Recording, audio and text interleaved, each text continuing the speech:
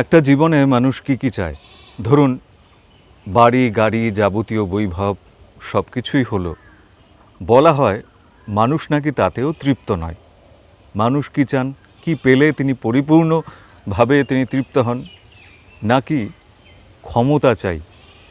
অর্থাৎ একটা জনগোষ্ঠী হোক বা অন্য কোনো মানুষকে পদানত করে রাখার মধ্যে ভীষণ রকম একটা তৃপ্তিবোধ কাজ করে।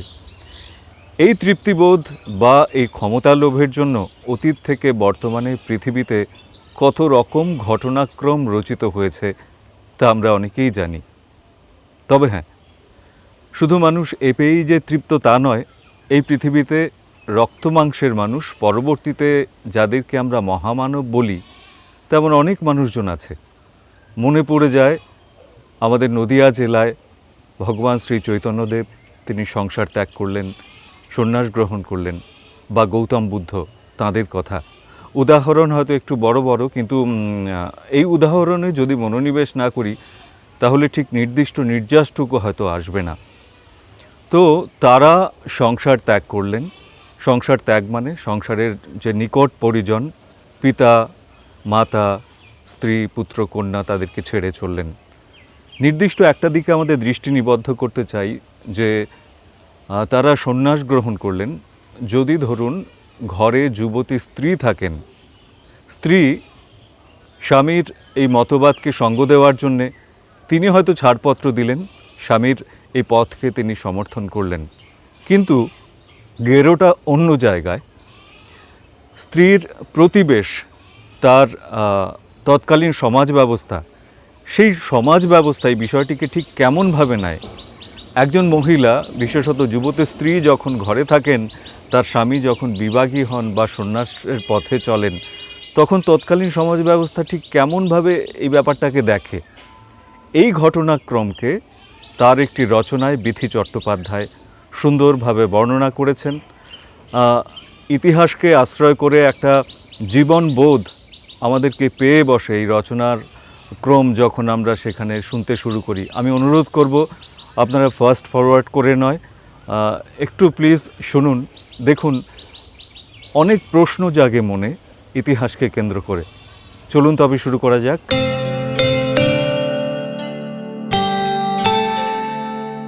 দিনের আলো নিভে আসছে। সান্ধ্যকালীন স্নান সেরে একটি হালকা সুতির শাড়ি পরে গোপা ছাদে বসেছিল। সামনে এক মহা বটবৃক্ষ। সেই বৃক্ষে ফিরে আসছে অজস্র পাখপাখালি। গোপার দেহে নেই কোনো অলংকার, কানে কুণ্ডলও নেই এমনকি। সুন্দরী যুবতী গোপাকে হঠাৎ দেখলে মনে হয় কোনো সন্ন্যাসিনী বসে রয়েছেন। তবে তার মুখ প্রকৃত সন্ন্যাসীর মতো প্রসন্ন নয়। তার মুখে গভীর বিষাদ। কোনো অসুখে না অবসাদে কে জানে তার ফর্সা মুখ ক্রমশ পাণ্ডুর হয়ে উঠছে। 6 মাস আগে সিদ্ধার্থ তাকে ছেড়ে চলে গিয়েছে সন্ন্যাসী হয়ে, একবারও বলে যায়নি। ভোরের নীল আলোর মধ্যে কুয়াশার পথে হেঁটে সিদ্ধার্থ অন্য জগতে চলে গিয়েছে। সারা পাড়া জানে, রাজপ্রাসাদ জানে যে রানী যশোধরা মানে গোপা তখন ঘুমিয়েছিল। কিন্তু গোপা কি সত্যিই ঘুমোচ্ছিল? মাত্র 7 দিন বয়সের দুধের শিশুকে পাশে নিয়ে শুয়ে কোনো মা এত গভীর ঘুমে ঢলে থাকতে পারে যাতে সে টেরই পাবে না যে একজন সারা জীবনের জন্য ঝোলা কম্বল গুছিয়ে চিরতরে বেরিয়ে যাচ্ছে? গোপা ঘুমোয়নি, সব জানত সে। তাকে অবশ্য সিদ্ধার্থ কিছুই বলেনি। কিন্তু রাহুলের জন্মের বহু বছর আগে থেকেই গোপা বুঝেছিল এই মানুষটিকে ঘরে রাখা যাবে না। মোহ, কাম, ক্রোধ, লোভ, হিংসা কোনো কিছুই যেন স্পর্শ করত না সিদ্ধার্থকে। গোপা বুঝতে পেরেছিল সিদ্ধার্থ বেরিয়ে যাচ্ছে ঘর ছেড়ে। সিদ্ধার্থ জানত গোপা জেগে আছে।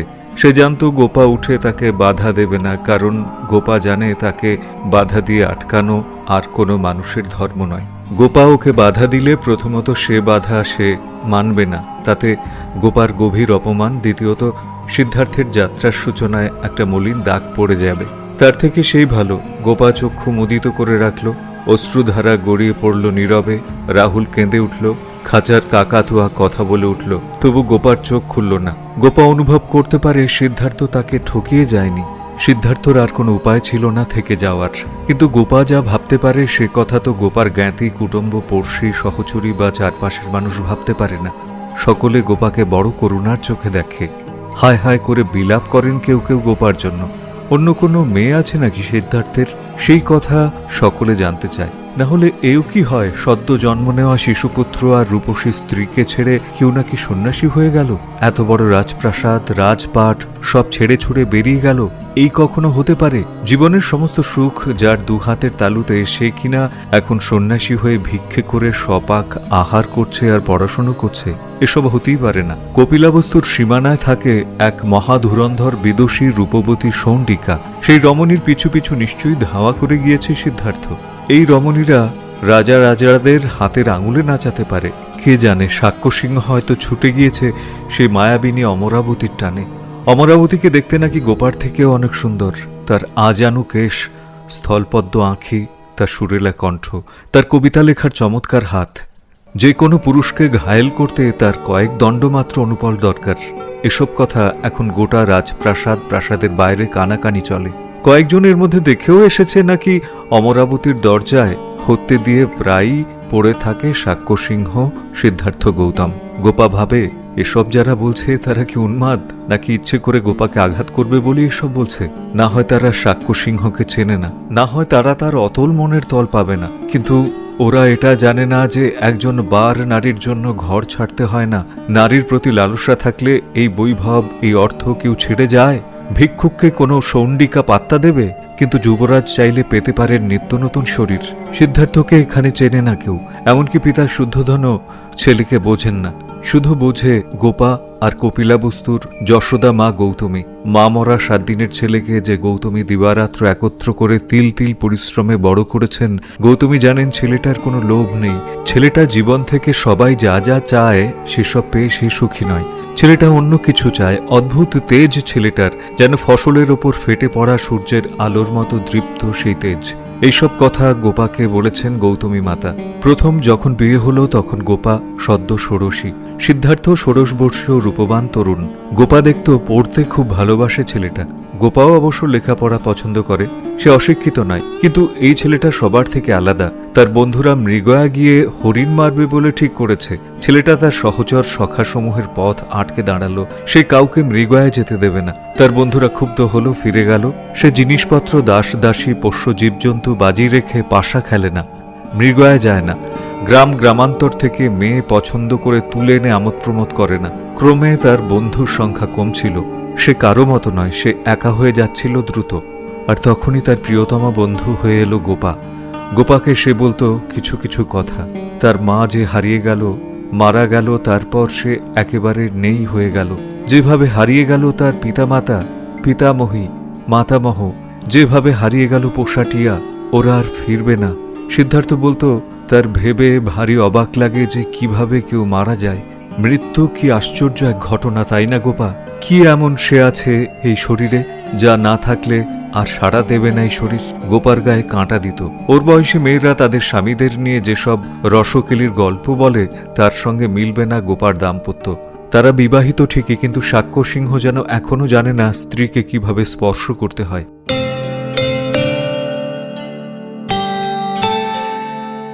লোকে গোপাকে বাঁজা বলে, গোপার তাতে কিছু যায় আসে না। কিন্তু গোপার ভয় করে এই লোকটা একদিন নিশ্চয়ই তাকে ছেড়ে চলে যাবে। লোকটার প্রেমে সে যে আপাদমস্তক নিমজ্জিত। সংসারে যদি একে ধরে রাখা না যায় তাহলে কি নিয়ে বাঁচবে গোপা? একটা সন্তান যদি আসে, সেই বন্ধন হয়তো উপেক্ষা করতে পারবে না সাক্ষ্যসিংহ। গোপা বুঝতে পারে তার স্বামীকে অন্য এক জগৎ মায়াবিনীর মতো টানছে। 12 বছরের বিবাহিত জীবনে গোপাকে কখনো আদর করেনি তার স্বামী। এসব দিকে তার খেয়ালই নেই। তবুও গোপা এই জ্যোৎস্নার মতো কোমল, সূর্য রশ্মির মতো কঠোর রূপের কাছে সর্বস্ব সমর্পণ করে বসে রয়েছে। গোপা শুধু এখন চায় সিদ্ধার্থ যেন তাকে একেবারে ছেড়ে চলে না যায়। কিন্তু সংসারের বন্ধন যে ক্রমশ ক্ষীণ হচ্ছে সাক্ষ্যসিংহের। একটা সন্তান এলে যদি ফিরে আসে মায়া। গোপা নিজে কক্ষে বাতায়নের সামনে বসে সিদ্ধার্থকে বলল, সংসারের ধর্ম কাম সাক্ষ্যসিংহ, আপনার জীবনে কামনা আনুন। কামনা ভুলিয়ে দেয় মৃত্যু ভয়, কাটিয়ে দেয় শোক। পৃথিবীর দুঃখ ব্যাধি ভুলিয়ে দেবার জাদু ঔষধি আছে কামনার সঞ্চারে। আপনার যে মৃত্যু নিয়ে জিজ্ঞাসা, চাঞ্চল্য, তার উত্তর আপনি পাবেন না। কিন্তু সেই চাঞ্চল্যকে শান্তি আর সুখে পরিণত করতে পারবে একমাত্র কামনা। কামনা ছাড়া জগৎ অর্থহীন। পাখি গান করে কামনায়, বৃক্ষে পুষ্প প্রস্ফুটিত হয় তাও কামনায়।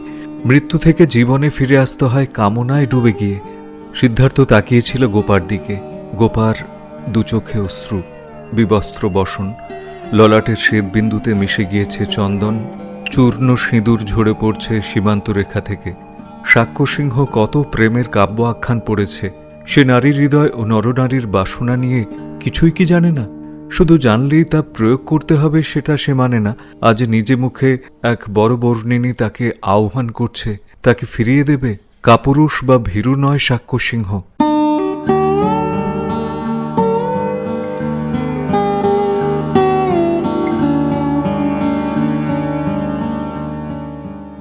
সে ঘরের প্রদীপ নিভিয়ে দিল। প্রকাণ্ড বাতায়নের ভেতর দিয়ে পূর্ণিমা চাঁদের আলো প্রাসাদ কক্ষ প্লাবিত করে দিল। পরের দিন থেকে সিদ্ধার্থ আরও চুপচাপ হয়ে গেল। এতই গম্ভীর যে গোপা কথা বলতেও সাহস পেত না। একদিন সিদ্ধার্থ গোপাকে বলল, এই যে প্রেম, এই যে জ্যোৎস্নায় রাত জাগার মায়া, এসব তো ক্ষণিক। সময় যৌবন কেড়ে নেবে, ব্যাধি আনবে, মৃত্যুর পরোয়ানা আনবে। চিরকাল তোমাকে বুকে জড়িয়ে রাখতে পারবো না আমি। যা চিরকাল পাবে না, যা হারাতে হবে, তা কয়েক মুহূর্ত পেয়ে লাভ কি? গোপা নিজের ভয় উদ্বেগ গোপন করে বলেছিল সেদিন, এই জীবনে যেটুকু আনন্দ পেলাম সেই তো লাভ, আর তো কিছু নেই এ জীবনে। সাক্ষ্য হেসেছিল স্মিত। শুধু আনন্দ, একটু রঙিন আমোদ প্রমোদ, একটু জ্যোৎস্নায় হারিয়ে যাওয়া, এই হলো জীবন। এজন্যে জন্ম আমার? তা হতে পারে না গোপা। এই জন্ম, এই জীবনের অন্য কারণ আছে। কত রকমের পিছুটান মোহমায়া এসে সেই কারণটা আমাদের খুঁজে পেতে দিচ্ছে না। আমাদের সেই কারণ খুঁজতে হবে গোপা। প্রদীপ নিভিয়ে নয়, নিজের অন্তরের প্রদীপ জেলে খুঁজতে হবে এই জন্মের কারণ, এই প্রাণের স্পন্দনের অর্থ। গোপার মাথা নিচু। আমি আপনার ইচ্ছার বিরুদ্ধে যেতে পারি না। শুধু আপনি জীবনে যে পথে যা খুঁজতে চাইছেন সে পথে কি আমাকে সঙ্গে নিতে পারেন না? আমি নারী, তাই কি কোনো গুহ্য পথে আমার সাধনা নিষিদ্ধ? তা কেন হবে? গৌতম নারী পুরুষ বিভেদ মানে না। এই পৃথিবীর যত প্রাণ সকলের মধ্যেই রয়েছে অনির্বাণ আলো। কেন নারী বলে সে পিছিয়ে থাকবে? তবে গোপাকে সে ভালোভাবে ভাবতে বলল যে গোপা কি আদৌ চায় নতুনভাবে অন্য পথের পথিক হতে, নাকি স্বামীর পাশে বসবাস করার জন্য সে এসব কথা বলছে। গোপার অবশ্য আর ভাববার সময় হয়নি, মাস ফুরোয়নি, বোঝা গেল গোপা সন্তান সম্ভবা। আনন্দে প্রায় আত্মহারা হয়ে গিয়েছিল গোপা। গোপা ভাবছিল এই সন্তান হয়তো সাক্ষ্যসিংহকে তার কাছে নিয়ে আসবে। সাক্ষ্যসিংহ হয়তো অগম্য জীবনবোধের পথ ছেড়ে ফিরে আসবেন একটা ছোট দোলনার পাশে। দোলনা এলো, দোলনায় শিশু এলো। শিশুর নামকরণ হলো রাহুল। রাহুল অর্থাৎ বন্ধন। সিদ্ধার্থকে তখন সংসারে ধরে রাখতে মরিয়া গোটা রাজ পরিবার।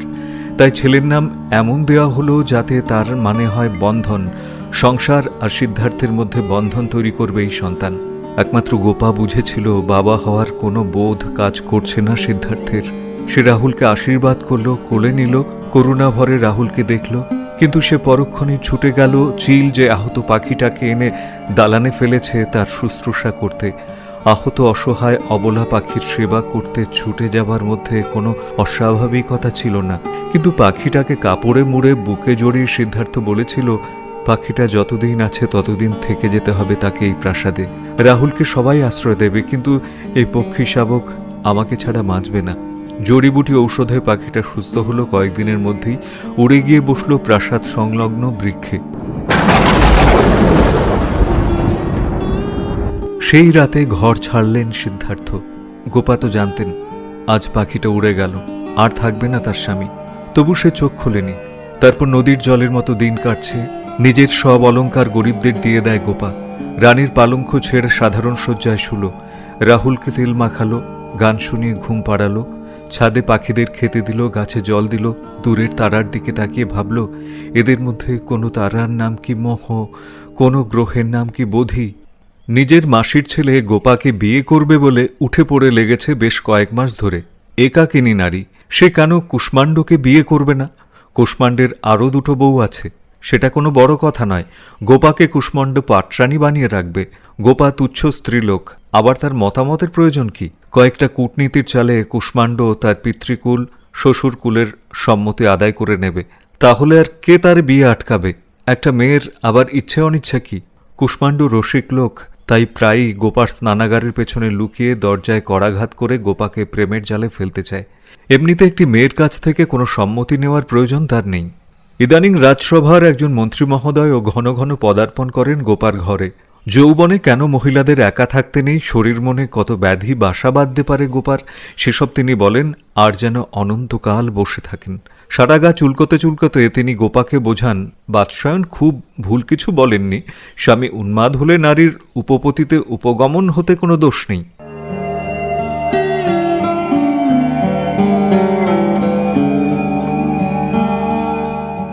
রাহুলের জন্য প্রায়ই সারা রাত জাগতে হয়। গৌতমী মাতা খুবই বৃদ্ধ হয়ে পড়েছেন, তিনি আর পারেন না সব দিক সামাল দিতে। গোপা সারাদিন রাহুলের যত্ন করে, তাকে বলে, তোর বাবা যেদিন ফিরে আসবে আমি যাব না, কিন্তু প্রথমেই তোকে যেতে হবে। একদিন কি তোর বাবার মনে পড়বে আমার কথা? সে কি বুঝবে জীবনে অনেক বড় কিছু করতে একটা ছোট গাছের চারাকে সে এই কপিলাবস্তু রাজবাড়িতে ফেলে চলে গিয়েছে? এসব বলে চলে গোপা। কত লোক আসে, কত লোক যায়, ভিক্ষুর দল জীবনের অর্থ খোঁজে দুয়ারে দুয়ারে। রাহুল হাঁটতে শেখে, কথা বলে। গোপা ঘুমোয় কম, আহার করে নামমাত্র, তার সাজসজ্জা নেই, বসনভূষণ যেন দাসীর থেকেও সামান্য। সে একাকিনী বসে থাকে। সাক্ষ্য সিংহ একদিন ফিরে এসে তার সামনে দাঁড়াবে। তার মনে গভীর প্রত্যয় রয়েছে, হয়তো ভিক্ষু বেশে, হয়তো সন্ন্যাসী বেশে আসবে, কিন্তু আসতে তাকে হবেই। সেদিন আকাশের তারা থেকে ঝরে পড়বে নীল রং, বৃষ্টি হয়ে ঝরে পড়বে গোপার সারা জীবনের অশ্রু যেদিন সে আসবে। গোপা প্রাসাদের বাতায়নে বসে দূর পথের দিকে তাকিয়ে ভাবে, দুর্গম বনপথ পেরিয়ে, উত্তাল নদীর চর পেরিয়ে সে আসছে, ক্রমশ এগিয়ে আসছে তার দিকে। আর কিছুদিন পর থাকবে না কোনো কষ্ট, গায়ে লাগবে না কোনো অসম্মান। তখন যে সে এসে পৌঁছবে রানীর দুয়ারে। বৎসর বৎসর কেটে যাক, যুগ যুগান্ত ফুরিয়ে যাক, রানীর নিরন্তর অপেক্ষায় কোনো ক্লান্তি নেই।